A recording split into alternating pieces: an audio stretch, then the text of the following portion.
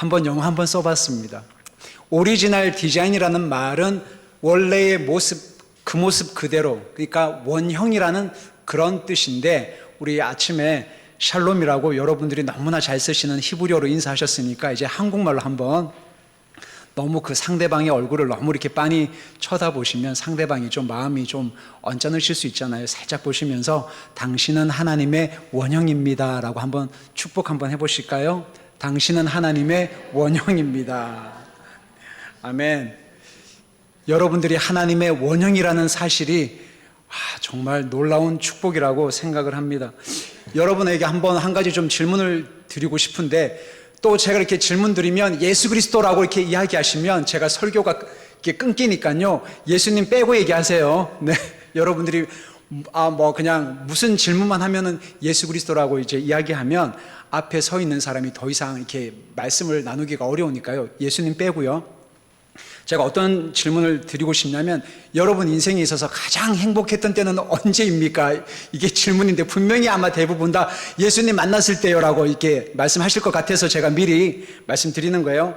그냥 원초적으로, 근원적으로 여러분들이 가장 이렇게 인생을 회고하셨을 때, 나는 이때가 가장 행복했고 짜릿했고 막 그냥 말로 형언할 수 없었던 기쁨이 있어서 이때가 혹시 언제셨어요, 권사님? 이라고 제가 분명히 이렇게 주관식으로 질문을 드리면 대답을 잘 못하실 것 같아서 객관식으로 제가 한번 여쭤볼게요. 가족들과 여행 갔을 때, 혹은 대학교에 내가 입학을 했을 때, 혹은 취업했을 때, 혹은 맛집에 가서 맛있는 음식을 먹었을 때, 혹은 사랑하는 사람과 결혼했을 때, 혹시 언제셨어요? 없어요? 이거는 녹화하시면 안 됩니다. 혹시 여러분들 인생에 있어서 나는 이때 생각하면 가장 근본적이고 가장 행복하고 너무 짜릿하고 막 어찌할 수 없었던 가장 행복했던 때, 맛집 가서 맛있는 거 먹고 나서는 조금 시간 지나면 그냥 없어지는 거잖아요, 그죠? 여행 갔을 때도 참 행복하긴 했지만 조금 시간 지나면 그냥 조금 희미해지는 것 같고, 대학교에 합격했을 때도 저희 아버지 어머님이 너무 행복하긴 하셨지만 그 기쁨이 그렇게 오래 가진 않았습니다. 왜냐하면 등록금을 내야 했기 때문에 오래 가진 않았을 것 같고, 제가 저희 아내 김야일 선교사를 만나서 결혼했을 때도 물론 저희 부모님이나 제가 기뻐하기는 했는데, 그 기쁨이 물론 신혼여행 갔다 와서 한 3개월 이후에는 결혼이라고 하는 아주 처절한 그런 현실 앞에 서 있었기 때문에 그렇게 기쁘지 않았다는 거 다 아시죠? 참고로 이 자리에는 저희 아내가 없어요. 지금 대전에 무슨 훈련이 있어가지고 지금 가 있잖아요, 그죠? 제가 왜 흰머리가 많은지 다 이미 아시잖아요, 그죠? 그래서 제 인생에 있어서 정말 감격스럽고 경외스럽고 말로 형용할 수 없었던 가장 큰 기쁨이 언제인지를 생각을 해보니까 오늘 말씀 제목처럼 언제일까요? 힌트 다 드렸는데 세원이하고 보배가 태어났을 때였어요. 왜냐하면 세원이가 태어났을 때 제가 그 세원이가 이게 조금 컸어요. 그래가지고 이게 거꾸로 이렇게 딱 돼야 되는데 이게 거꾸로 돌지를 못해갖고 제왕절개로 태어났는데 탯줄을 제가 들어가서 잘랐거든요. 그리고 이제 저희 어머님이 저를 이렇게 임신을 했을 때, 그때는 저희 아버님이 군대에 가 계셨기 때문에 제가 어릴 때부터 저희 어머니에게 이런 말을 많이 들었습니다. 네 아버지는 너를 임신만 시켜놓고 내가 거의 혼절하다시피 너를 그렇게 출산을 했다는 얘기를 제가 초등학교 때부터 이제 얘기를 듣다 보니까 제가 제 마음에 어떤 결심을 했냐면, 예수님 믿고 난 이후에 내가 우리 아이들 태어날 때는 반드시 우리 아내 옆에 있을 것이다. 그리고 그 아이가 태어나면은 내가 탯줄을 자를 것이다. 그리고 태어나면 그 아이에게 가장 먼저 예수 그리스도의 이름을 선포하면서 축복할 것이다. 그리고 이 아이의 이름을 정말 잘 지을 것이다. 제가 아주 그냥 한이 맺혀가지고요. 그래서 이제 그 일을 했어요. 그래서 세원이가 태어났을 때 의사 선생님이 이제 들어오라고, 지금 아기가 나왔다고. 그러니까 저는 이제 그 장면을 처음 본 거잖아요. 그래서 막 피가 나고 막 할 거 아니에요. 그래서 이제 이걸 자르라 그래서 가위를 가지고 잘랐고, 그리고 이제 얼굴을 씻겨갖고, 그래서 아이가 태어나면 엄마의 심장 소리를 가장 먼저 듣는 게 아이 정서에 너무 좋다는 얘기를 듣고, 또 엄마한테 또 이제 엄마 저제 이렇게 물리고, 그 다음에 아이를 이렇게 안고 저 아이에게 딱 이렇게 처음에 이렇게 했죠. 제가 가장 먼저 했던 말은 뭐였을까요? 그 아이의 이름을 부르는 것이었습니다. 세원아 그랬어요. 제가 세원아 내가 아빠야 라고 이제 그 얘기를 하고, 그 다음에 제가 했던 거는 예수 그리스도의 이름으로 이 아들을 축복합니다 라고 막 한 거죠. 그러니까 그 일을 가장 먼저 했던 거는, 제가 저희 아버지로부터 그런 축복을 못 받았기 때문에, 그때는 저희 아버님이 없었어요. 그리고 저도 그때 태어날 때 조금 크죠 이게. 그래서 저희 어머님이 혼절하셨대요. 그래서 장례식을 준비를 하셨답니다. 강원도에서. 아기도 죽고 저희 어머님도 혼절을 해서 이틀인가 3일 동안 아주 그냥 이렇게 기절하셨대요. 그래서 죽는 줄 알고 있으셨다고. 그래서 저희 아버지로부터는 제가 이렇게 안김을 받은 적도 없고, 저희 아버지는 뭐 축복을 한 적도 없고 이제 없었기 때문에, 그래서 그 아픔이 있다 보니까 아들 딸 이름을 짓는 것이 얼마나 중요하고, 그 아이들에게 축복을 하는 것이 너무나 귀한 영적인 유산이라는 것을 알았기 때문에, 세원이 보배가 태어났을 때 너무너무 기쁜 거예요. 여러분, 제가 왜 기뻤을까요? 왜 막 행복했을까요? 예? 정답을 말씀하시면 제가 안 된다고 제가 소대도 분명히 말씀드렸는데, 너무하셔요. 제가 너무너무 행복하고 너무너무 기뻐하고 너무너무 감사했는데, 교회에서 원래 가요 들으면 안 되잖아요. 그죠?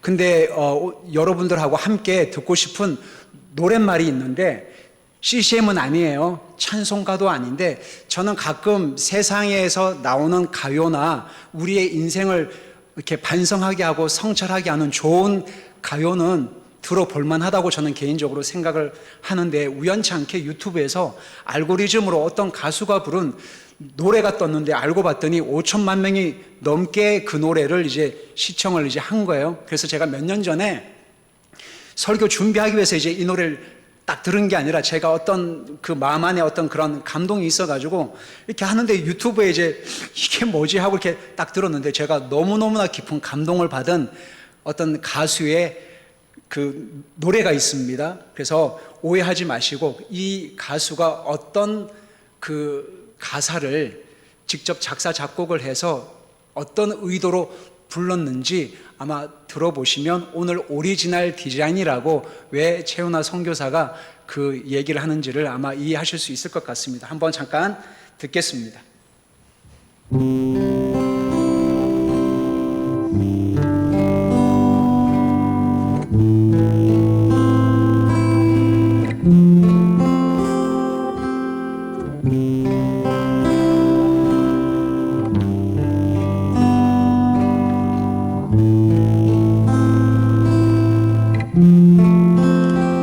바쁘게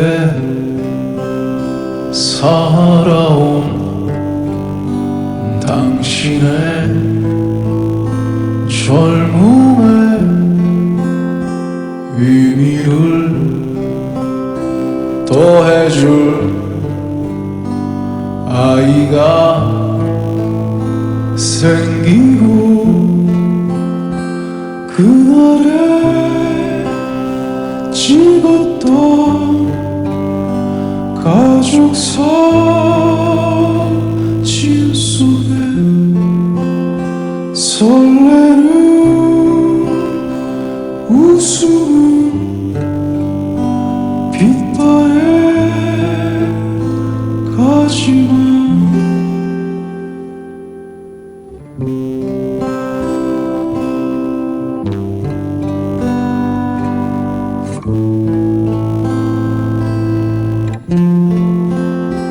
어른이 되어서 현실에 던져진 나는 철이 없는 아들, 딸이 되어서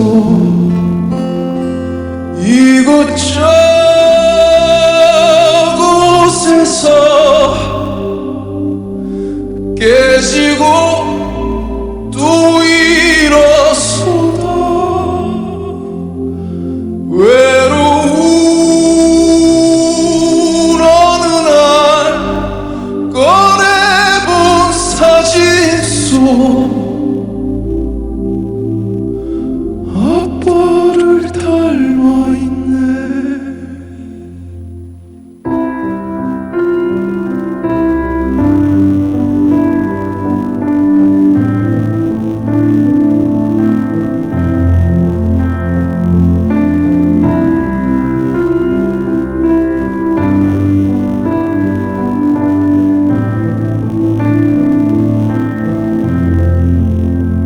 내 젊음 어느새 기울어 갈 때쯤 그제야 보이는 당신의 날들이 가족 사진 속에 미소 띤 젊은 우리 엄마 꽃 피던 시절은 나에게 다시 돌아와서 나를 꼭 키우기 위해 걸음이 되어버렸던 흘린 그 시간들을 내가 깨끗이 모아서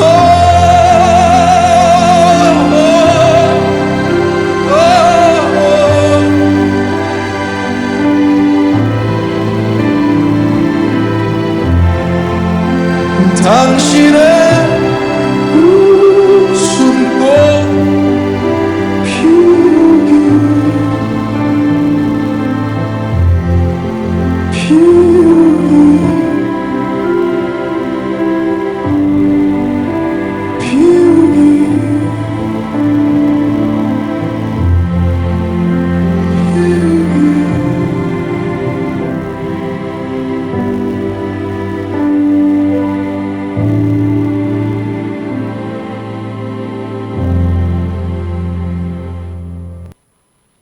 아니요, 안 끝났습니다, 아직.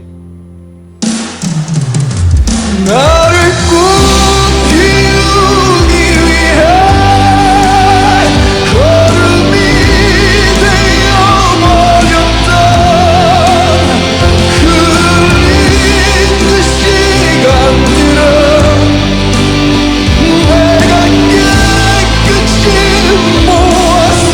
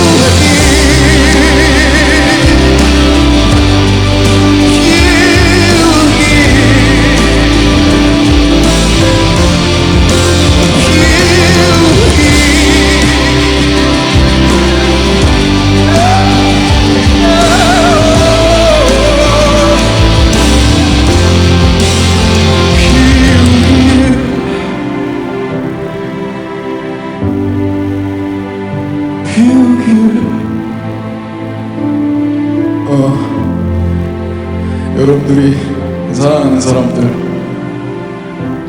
웃음꽃 피울 수 있는 지금을 사실 수 있는 지혜가 늘 함께하기를 바라겠습니다. 감사합니다.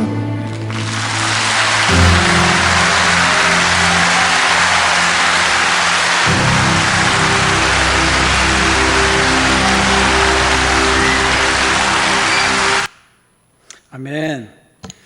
여러분들은 저 가수가 부른 저 노래를 어떻게 생각하시는지는 잘 모르시겠지만 저는 저 가수를 처음 접했고 SG 워너비 그 김진호라고 하는 가수가 그 작사 작곡을 한 노래예요. 가족 사진인데 저 노래를 처음 접했을 때 제가 펑펑 울었거든요. 왜냐하면 가사 내용이 너무 복음적이었기 때문에 그렇습니다. 아, 정말 소중한 것을 저 친구가 아버지를 잃고 난 이후에 어렸을 때 아버지가 너무 그리워서 앨범을 딱 덜치다가 아빠하고 자기 모습이 닮았다는 그 사실을 알게 되면서 자기가 그 자리에서 작사 작곡한 노래가 바로 저 가족 사진이라고 하는 노래입니다. 근데 저 노래하고 오늘 말씀하고 무슨 상관이 있느냐? 제가 너무나 기쁘고 감사하고 가장 감격스러웠던 그때가 언제냐면 세원이 보배가 태어났다라고 아까 말씀드렸잖아요. 아까 어떤 분이 그러셨잖아요. 그러면 선교사님은 세원이 보배가 태어났을 때 왜 그렇게 막 감격하고 왜 그렇게 기쁘고 즐겁고 그렇게 막 흥분하셨습니까? 라고 그 이유를 아시냐 그랬더니 뒤에 계신 분이 닮았기 때문에요. 닮았다잖아요. 아, 내가 아빠를 닮았네. 그렇게 보고 싶어 했던 아빠를 닮았네. 그래서 제가 여러분들에게 첫 시간에 그 처음 시간에 당신은 하나님의 원형입니다 라고 그렇게 서로 선포를 했다라는 것입니다. 세원이 보배가 저를 닮았다는 그 아이의 얼굴을 보는데 저의 모습이 그리고 저희 아내의 모습이 그 아이의 얼굴에 있는 것 자체가 저로 하여금 너무너무나 경외스럽고 너무너무나 감격스러워서 너무 감사했다라는 것입니다. 그 안에 저의 근본적인 기쁨이 있었다는 거죠. 지금도 잊을 수 없었던 하나님의 음성이 있었는데 호주에서 선교사 훈련을 한참 하고 있을 때 세원이가 태어난 지 얼마 안 된 갓난아기였습니다. 그래서 그때는 이유식을 할 때였죠. 그래서 유모차에 태워서 세원이랑 그때는 지금은 군대도 갔다 온 다 큰 어른이었지만 그때는 갓난아기가 돼가지고 이유식 먹이고 그 유모차에 싣고 다니면서 그 아이랑 입맞춤하고 제가 제일 많이 했던 게 그때 제가 무슨 아버지 학교를 했겠습니까? 저희 부모님에게 아빠로서는 이렇게 말을 해야 되고 가정생활은 어떻게 해야 되고 결혼은 어떻게 해야 되고 자녀 교육은 어떻게 해야 된다라는 것을 일절 배워본 적이 없었기 때문에 그냥 훈련을 통해서 주변 사람들을 통해서 아이는 이렇게 키워야 된다라고 하는 그런 마음을 갖고 했는데 까꿍도 하고 눈맞춤도 하고 사랑해 막 그런 계속 그렇게 토닥토닥 하면서 뽀뽀도 하고 막 그렇게 할 때 갑자기 하나님께서 제 마음 가운데 마음 문을 노크를 하시면서 이렇게 말씀하시는 것 같았습니다. 너는 네 아들이 그렇게 이쁘냐 그랬더니 이쁘죠. 너는 네 아들을 그렇게 막 기뻐하고 즐거워하냐 그랬더니 그렇습니다. 너 밥 안 먹어도 되냐 그랬더니 밥 안 먹어도 막 너무 좋습니다 막 이랬더니 너는 왜 그렇게 기쁘냐라고 하나님이 그렇게 그냥 말도 안 되는 질문을 하시는 거죠. 그랬더니 제가 그냥 순간 나온 대답이 그냥 제 아들이니까 사랑합니다라고 이렇게 말씀을 드리니까 주님이 참 제가 뜻밖의 예상하지 못했던 말씀을 이렇게 말씀하셨어요. 너는 세원이가 네 아들이니까 그렇게 기쁘고 즐겁고 막 얼굴에 막 웃음꽃이 그렇게 피어나냐? 나도 너를 그렇게 생각한단다 라는 것입니다. 나도 너를 그렇게 생각한다는 거예요. 하나님이 저를 그렇게 생각한다라는 말이 저는 굉장히 듣기에 좋았을까요? 아니면 낯설었을까요? 네? 굉장히 낯설었습니다. 왜냐하면 저희 부모님이 저에게 그런 분이 아니었기 때문에 하나님도 당연히 저에 대해서 원망도 많이 하실 것 같고 짜증도 많이 내시는 분 같고 욕을 하시는 분 같고 화가 많으신 그런 아버지였기 때문에 제가 믿었던 하나님은 그런 부모님과 유사한 그런 하나님이겠다라고 저도 생각을 했지 하나님이 최요나라고 하는 그 조를 보면서 아유 우리 아들 아유 사랑해 막 이러면서 까꿍까꿍하고 그렇게 예수님이 저를 향해서 웃는 하나님이라는 생각을 단 한 번도 한 적이 없었기 때문에 그 하나님의 음성이 저에게는 굉장히 낯설게 느껴졌다라는 것입니다. 여러분이 잘 아시는 말씀이 있죠. 스바냐 3장 17절 말씀 한번 가보실까요? 스바냐 3장 17절에는 제가 참 이 말씀이 이해하기가 너무나 시간이 많이 걸렸던 말씀이 이렇게 나와 있습니다. 스바냐 3장 17절 1309면에 있는데요. 너의 하나님 여호와가 너희 가운데 계시니 그는 구원을 베푸실 전능자이시라. 이 말씀은 너무 유명한 말씀이죠. 그가 요나로 말미암아 기쁨을 이기지 못하시며 너를 잠잠히 사랑하시며 너로 말미암아 즐거이 부르며 기뻐하시리라 하리라. 아멘. 여러분, 이 말씀이 잘 아시는 말씀이죠. 근데 이 말씀이 여러분 마음에 확 100% 잘 와닿으세요? 잘 안 와닿으세요? 저는 잘 안 와닿았거든요. 하나님이 저보고 웃으신대요. 그게 잘 안 느껴지더라고요. 하나님이 저를 너무 기뻐하고 즐거워하신대요. 저는 그게 잘 안 느껴졌습니다. 사랑하는 여러분, 왜 우리는 하나님이 나를 기뻐하시고 즐거워하고 나를 사랑하신다는 이 말씀이 실제가 왜 이게 잘 안 될까요? 이게 왜 안 되죠? 오늘 읽었던 창세기 말씀에는 하나님이 남자와 여자를 창조하시고 하나님의 형상으로 지었고 그분의 생명을 사람에게 불어넣으셨다라는 그 존재적인 기쁨이 저는 교회 다니시는 신앙생활을 하시는 많은 분들 안에서도 이 존재적인 기쁨을 많이 놓치고 살고 계신다고 저는 생각을 합니다. 왜냐하면 여러분들에게 이것을 보여드리겠습니다. 짜잔! 우리는 태어나서 엄마 아빠의 사랑을 잊고 살아가다가 초등학교 입학하는 순간부터 경쟁, 증명, 실력, 성적이라고 하는 사회 구조 시스템 안에 모든 것을 나 스스로 생존하기 위해서 끊임없이 증명해야 되는데, 여러분들이 잘 아시는 것처럼 저희 집은 과메기로 유명한 포항이에요. 그래서 제가 포항에 가시면 유명한 학교가 있는데 동지중학교, 동지고등학교가 있습니다. 성적 증명서예요. 이 설교를 위해서 뗐어요. 이게 좀 오래됐는데 이거는 동지중학교인데요. 여기 보시면 선생님이 여기 수가 그렇게 많이 없습니다. 수가 많이 없고 미양 수업에 임하는 태도가 진지하며 성적도 양호함. 2학년 때는 학습 의욕이 있어 성적이 다소 향상되었음. 3학년 때는 꾸준히 노력하여 성적은 향상되나 발표력이 부족함.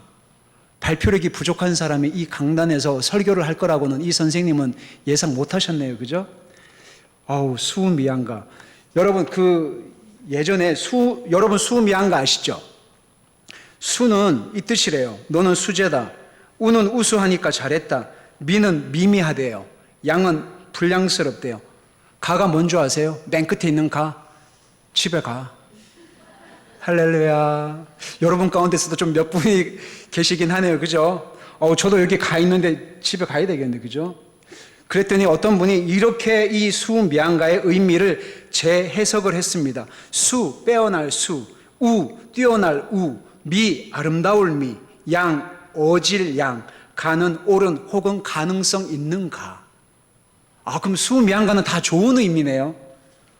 그러면 저는 이 동지중학교 성적 증명서, 저의 인생은 너는 이러이러한 아이라고 학교 구조 안에서 저를 증명했던, 저랑 평생 안 살아보신 선생님이 단 몇 년 관찰한 이 모든 거는 거짓일 수 있겠네요. 제 인생의 전부가 아닐 수 있겠네요. 근데 우리는 이런 구조 안에서 나는 이런 사람이야 라고 그렇게 평가를 받는다라는 것입니다. 여기 보시면 이거는 동지고등학교 성적 증명서입니다. 물론 수미양가 이렇게 있어요. 그랬더니 수미양가 정말 멋지다. 우수하다. 미는 아름답다. 뷰티풀하대요. 우는 엑셀런트하대요. 수는 great, awesome이래요. 대단하대요. 양은 양호하대요. enough하대요. fine이래요. 가능성이 있대요. 괜찮대요. you can do it. 할 수 있대요. 너무너무나 좋은 의미가 있는데 우리는 이렇게 끊임없이 증명을 해야 됩니다. 너 어디 학교 나왔니? 네, 졸업했습니다. 졸업증명서. 선교사님은 안수 받으셨어요? 예, 목사 안수 증명서 여기 있습니다. 그리고 혹시 어디 소속이세요? 네, 대한예수교 장로회 합동측 동서울로회 소속 증명서입니다. 우리는 끊임없이 이렇게 증명을 해야 되잖아요. 성적으로 증명해야 되고, 경력으로 증명해야 되고, 이력으로 증명해야 되고, 생활 기록부로 증명해야 되고, 성적으로 증명해야 되고, 졸업으로 증명해야 되고, 라이센스가 있어야 이 사람은 괜찮은 사람, 양호한 사람이라고 그렇게 사회 구조 안에서 이렇게 평가를 받더라는 거죠. 최고의 점수를 내야 인정과 칭찬을 받는 게 이 사회 구조 아닌데, 결론을 말씀드리면 이상하게도 예수님을 믿고 난 이후에 교회 안에서도 우리는 이렇게 끊임없이 성적과 증명을 해야 한다라는 것입니다. 교회 안에서도. 여러분들에게 예전에 설교했을 때 너는 특별하단다라고 하는 맥스 루케이도 목사님이 쓰신 그림책을 가지고 한번 말씀드린 적이 있었는데, 이것을 예화로 들면서 말씀을 좀 마무리하고 싶은데요. 여러분 한번 잘 들어보십시오. 어느 마을인데 이것을 여러분 교회라고 한번 생각을 하십시오. 여기에 주인공 한 명이 등장을 하는데 펀치넬로입니다. 펀치넬로. 그냥 이 아이 이름이에요. 이 펀치넬로는 자기가 속한 공동체, 사회 혹은 교회 안에서 끊임없이 인정과 칭찬을 받기 위해서 최선을 다해요. 열심히 합니다. 뭐든지. 우리는 다 열심히 하잖아요. 열심히 하는데 사람들이 인정을 안 해줘요. 근데 이 마을에는 독특한 게 있는데, 잘하면은 칭찬 스티커를 붙이고 못하면은 벌점 스티커를 딱 붙여요. 근데 펀치넬로 이 아이는 잘하는 게 하도 없어가지고 이 아이 온 몸은 칭찬 스티커가 있을까요? 없을까요? 단 하나도 없어요. 다 벌점 스티커예요. 지나가는 사람들마다 야 펀치넬로 너 이거 할 줄 아니? 나 그거 잘 못하는데 이리 와. 벌점 스티커. 얼굴에 코에 귀에 온몸에 그냥 주변 사람들이 그 아이를 이렇게 벌점 테러를 가한다 그러잖아요. 요즘 말로 벌점 스티커를 계속 붙이는 거예요. 근데 이 아이는 칭찬 스티커를 받기 위해서 최선을 다해요. 근데 어느 누구한테도 인정을 못 받다가 그 마을에 함께 사는 루시아라고 하는 여자아이를 만나게 됩니다. 그랬더니 이 루시아라고 하는 여자아이가 마을에 그냥 걸어가고 있는데, 펀치넬로가 딱 보니까 이 여자아이에게는 칭찬 스티커가 있을까요? 없을까요? 많았을까요? 한번 맞춰보세요. 있을까요? 없을까요? 예? 벌점 스티커가 있을까요? 없을까요? 뭐 아니면 도잖아요. 칭찬 스티커가 있을까요? 없을까요? 예? 몇 개요? 있다고 하셨으니까 20개? 아니면 너무 많이? 엄청? 예? 많이. 놀랍게도 권사님 사랑해요. 제가 할 말을 또 이렇게 해주셔서 칭찬 스티커가 하나도 없는 거예요. 좀 아이러니하죠, 그죠? 얘는 되게 많을 것 같은데 칭찬 스티커가 하나도 없어. 근데 벌점 스티커가 있을까요, 없을까요? 오늘 말씀 제목을 잘 생각해 보세요. 권사님 너무 감사해요. 없어요. 칭찬 스티커도 하나도 없고, 그러니까 펀치넬로는 벌점 스티커가 막 온몸에 다 있는데, 루시아를 딱 봤더니 그 여자아이에게는 칭찬 스티커가 많을 줄 알았는데 하나도 안 붙어 있고, 그럼 벌점이 많겠네. 딱 보니까 벌점 스티커도 하나도 없는 오리지널 디자인으로 원형 모습 그대로 그 아이가 있더라는 거예요. 그 마을에 혼자. 그랬더니 이 펀치넬로가 딱 보고 나서 너무 이상하잖아요. 야, 너는 어떻게 네 몸에는 스티커가 하나도 안 붙었냐? 이렇게 궁금할 거 아니에요. 그랬더니 루시아가 너는 이렇게 벌점을 많이 받았네. 그랬더니 사람들이 나를 이렇게 평가했어. 나를 이렇게 재단했어. 내가 이거 못한다고 나에게 이렇게 벌점 테러를 가했어. 근데 너는 이렇게 너는 원래 모습 그대로네. 원형이네. 너는 왜 이렇게 하나도 안 붙어? 그랬더니 어떤 이 두 아이들이 막 얘기를 하고 있는데, 지나가는 어떤 사람이 루시아라고 하는 여자아이를 보고 얘는 왜 몸에 스티커가 하나도 없지? 이상한데? 벌점 스티커를 내가 붙여줘야지 하고 벌점 스티커를 호주머니에서 딱 빼가지고 루시아라고 하는 그 여자아이 몸에 탁 갖다 붙였는데 안 붙는 거죠. 칭찬 스티커도 안 붙고 벌점 스티커를 붙여야지 갖다 대는데 벌점 스티커가 이 아이 몸에는 안 달라붙는 거예요. 그랬더니 야, 너 희한하다. 너는 왜 안 붙어?